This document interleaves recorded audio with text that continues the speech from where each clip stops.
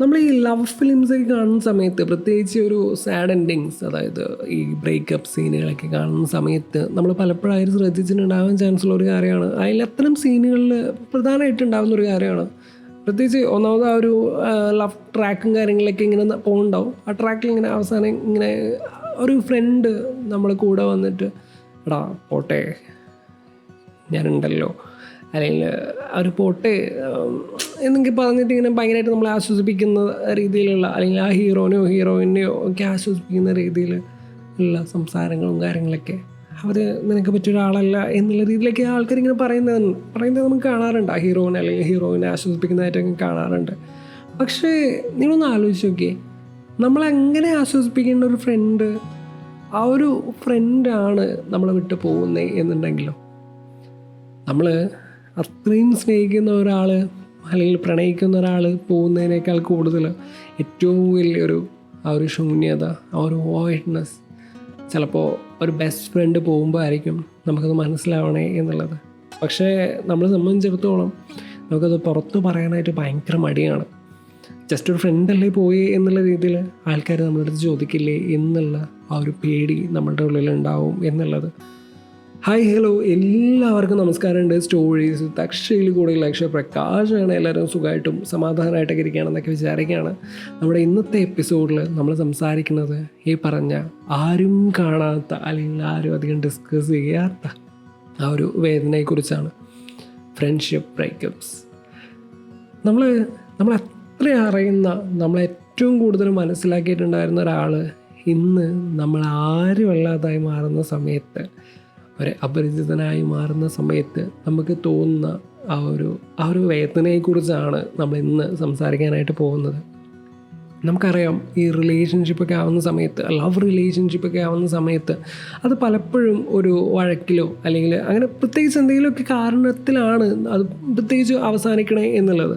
പക്ഷേ relationship like friendships, അതായത് just ഒരു ഫ്രണ്ട് എന്നുള്ള രീതിയിൽ ആ ബെസ്റ്റ് ഫ്രണ്ട്സൊക്കെ ആവുന്ന സമയത്ത്, അങ്ങനെയുള്ള സൗഹൃദങ്ങൾ അല്ലെങ്കിൽ അങ്ങനെയുള്ള റിലേഷൻഷിപ്പൊക്കെ അതൊക്കെ അവസാനിക്കുന്നതെന്ന് പറയണത് ഭയങ്കര സൈലൻ്റായിട്ടാണ് എന്നുള്ളതാണ്. അത് നമുക്ക് സ്ലോ ഫേഡ് എന്ന് വിളിക്കാം. ആദ്യം മെസ്സേജിൻ്റെ കൗണ്ടൊക്കെ ഭയങ്കരമായിട്ട് കുറേ ഉണ്ടാവും. പിന്നെ വിളിക്കുന്ന സമയത്ത് തിരക്കാണ് എന്നൊക്കെ ഇങ്ങനെ മറുപടി നൽകുന്നുണ്ടാവും, അല്ലെങ്കിൽ ആ മറുപടി ഭയങ്കര സ്ഥിരമായിട്ട് അത് മാറണുണ്ടാവും എന്നുള്ളത്. പിന്നെ നമ്മൾ ഇൻസ്റ്റഗ്രാമിലൊക്കെ കാണുന്നത് അവർ വേറെ ആരുടെയെങ്കിലൊക്കെ ചിരിച്ച് നിൽക്കുന്ന കുറേ ഫോട്ടോസും കാര്യങ്ങളൊക്കെ ആയിരിക്കും എന്നുള്ളതാണ്. അപ്പോൾ നമ്മളിങ്ങനെ ആലോചിക്കും, നമ്മൾ തമ്മിൽ എപ്പോഴാണ് പിരിഞ്ഞ് എന്നുള്ളത്. ഒരു വഴക്കുണ്ടായിട്ടില്ല, ഒരു ബഹളം ഉണ്ടായിട്ടില്ല, പക്ഷേ ആ ഒരു റിലേഷൻഷിപ്പ് അല്ലെങ്കിൽ ആ ഒരു ഫ്രണ്ട്ഷിപ്പ് പതിയെ എങ്ങടെ അവസാനിച്ചിരിക്കണോ എന്നുള്ളത്. ഈ ഒരു ക്ലോഷർ ഇല്ലാത്തൊരവസ്ഥ ഉണ്ടല്ലോ, ഇതാണ് ഏറ്റവും വലിയ വേദന എന്നുള്ളതാണ്. ചോദിക്കാനും പറ്റില്ല, മിണ്ടാണ്ടിരിക്കാനും പറ്റില്ല. ഒരു കാലത്ത് നമ്മുടെ എല്ലാ സീക്രട്ടുകളും നമ്മൾ പറഞ്ഞിട്ടുണ്ടായിരുന്ന ഒരാൾ ഇന്ന് എന്താ പറയുക, ഒരു സ്റ്റോറി ഇട്ടാൽ പോലും അതിന് പോലും ഒരു റിയാക്ട് ചെയ്യാത്ത ഒരാളായിട്ട് അത് മാറണോ എന്നുള്ളത്. ഇതാണ് ശരിക്കും പറഞ്ഞു കഴിഞ്ഞാൽ ഏറ്റവും വലിയ സൈലൻറ്റ് ഹാർട്ട് ബ്രേക്ക് എന്നുള്ളത്. നിങ്ങളൊന്ന് ആലോചിച്ച് നോക്കിയാട്ടെ, എന്തുകൊണ്ടായിരിക്കും നമുക്ക് ഇങ്ങനൊരു ഫ്രണ്ടിനെ നമ്മൾ വിട്ടു പോകുന്ന സമയത്ത് നമുക്ക് ഇത്രയും വേദനകളും കാര്യങ്ങളൊക്കെ വരണേ? പ്രധാനമായിട്ടും 3 കാരണങ്ങളാണ് പറയാം. ഒന്ന്, അൺകണ്ടീഷണൽ സ്പേസ്. നമ്മൾ ലവ് റിലേഷൻഷിപ്പിലൊക്കെ വരുന്ന സമയത്ത് പലപ്പോഴായിട്ടും നമുക്കൊരു എന്തൊക്കെയോ നിബന്ധനകളും കാര്യങ്ങളൊക്കെ ഉണ്ടാവും. പക്ഷേ ഒരു എന്താ പറയുക, ഫ്രണ്ട്ഷിപ്പ് ആവുന്ന സമയത്ത്, ഒരു സൗഹൃദം ആവുന്ന സമയത്ത് നമ്മൾ ഏറ്റവും മോശം സൈഡുകൾ പോലും നമ്മൾ ആ ഒരു ഫ്രണ്ടിനെ കാണിക്കാറുണ്ട് എന്നുള്ളതാണ്. നമ്മളെ ജഡ്ജ് ചെയ്യില്ല എന്ന് ഉറപ്പുള്ള ഏറ്റവും കംഫർട്ടായിട്ടുള്ള ഒരു സ്പേസ് എന്ന് പറയണത് നമ്മുടെ ആ ഒരു ഫ്രണ്ട്ഷിപ്പ് ആയിരിക്കും, അല്ല ഒരു സൗഹൃദമായിരിക്കും എന്നുള്ളത്. അവരുടെ നഷ്ടപ്പെടുന്ന സമയത്ത് നമുക്ക് നമ്മളെ തന്നെയാണ് നഷ്ടപ്പെടുന്നത് എന്നുള്ളതാണ്. Second one, shared history.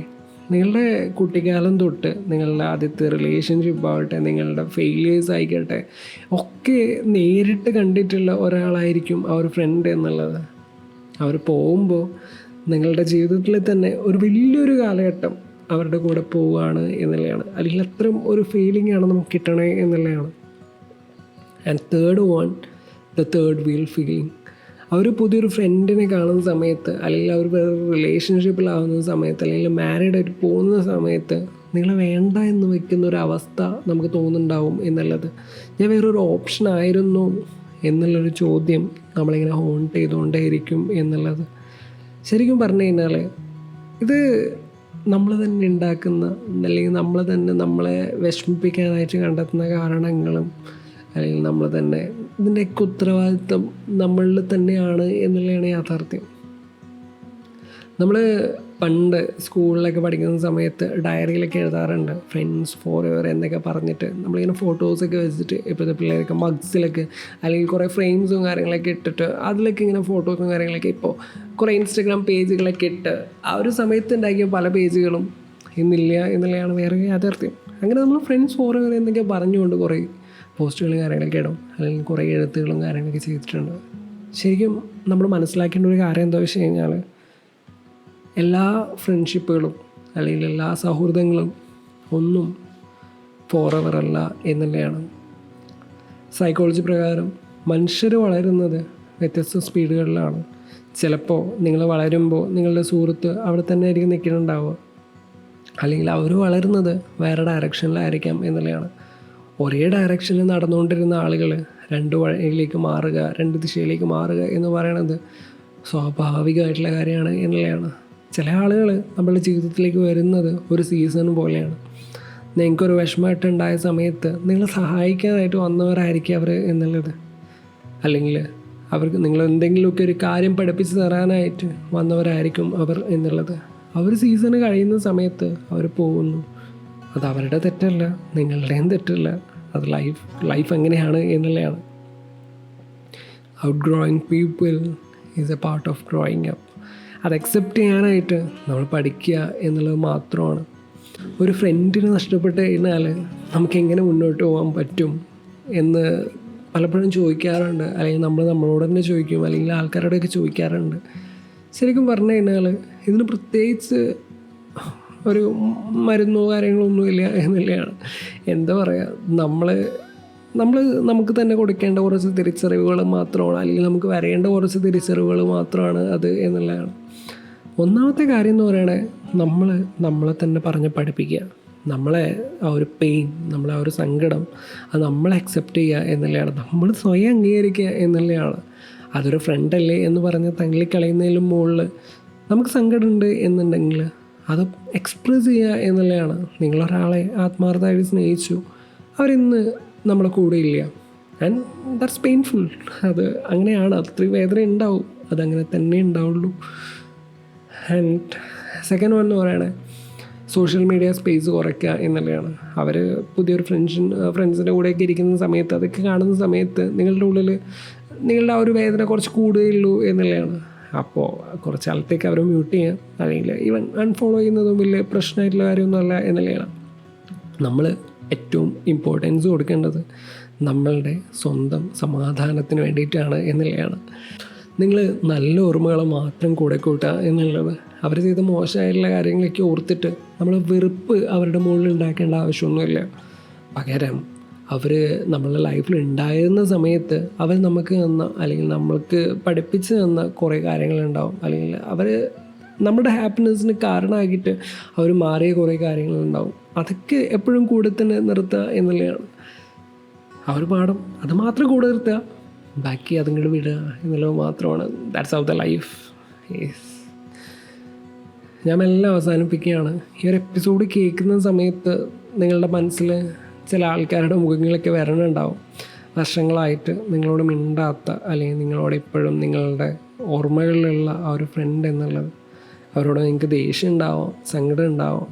പക്ഷെ ഓർക്കേണ്ട ഇത്രയേ ഉള്ളൂ, ഒരു ഡോർ അടയുന്ന സമയത്ത് മറ്റൊരു ഡോറ് പതിയെ തുറക്കുന്നുണ്ടാവും എന്നുള്ളതാണ്. ആ ഒരു ഫ്രണ്ട് പോയത് പുതിയൊരു ജീവിതത്തിലേക്ക് നിങ്ങളെ കൂടുതൽ മനസ്സിലാക്കുന്ന പുതിയ സുഹൃത്തുക്കൾ വരാനായിട്ട് കൂടിയാകാം എന്നുള്ളതാണ്. ലൈഫ് എന്ന് പറയുന്നത് ഒരു ജേണിയാണെന്ന് പറയാം. പണ്ട് ആൾക്കാർ പറയുന്നുണ്ടാവും, പല സിനിമകളിലൊക്കെ പറഞ്ഞ് കേട്ടിട്ടുണ്ടാവും ഈ ഒരു കാര്യം. ലൈഫ് എന്ന് പറയുന്നത് ഒരു വലിയൊരു ട്രെയിൻ ജേണി പോലെയൊക്കെയാണ്, അല്ലെങ്കിൽ ഒരു ബസ് ജേണി ആയിക്കോട്ടെ. അങ്ങനെ ചില ആൾക്കാർ ഫസ്റ്റ് ഇറങ്ങേണ്ട ആ ഒരു സ്റ്റോപ്പിൽ ഇറങ്ങിപ്പോവും, ചില ആൾക്കാർ അവസാനം വരെ കൂടെ ഉണ്ടാവും. ഇറങ്ങിപ്പോയവരോട് പുൻസിരിയോടെ യാത്ര ചോദിക്കുക എന്നുള്ളത് മാത്രമാണ്. കൂടെയുള്ള ആളുകളെ മുറുക്കെ പിടിക്കുക എന്നുള്ളത് മാത്രമാണ്.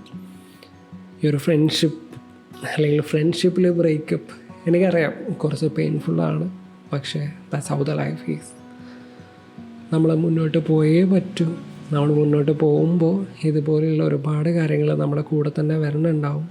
പക്ഷേ നമ്മൾ മുന്നോട്ട് പോകാനായിട്ട് നമ്മൾക്ക് തന്നെ ധൈര്യം പകരുക എന്നുള്ളത് മാത്രമാണ്.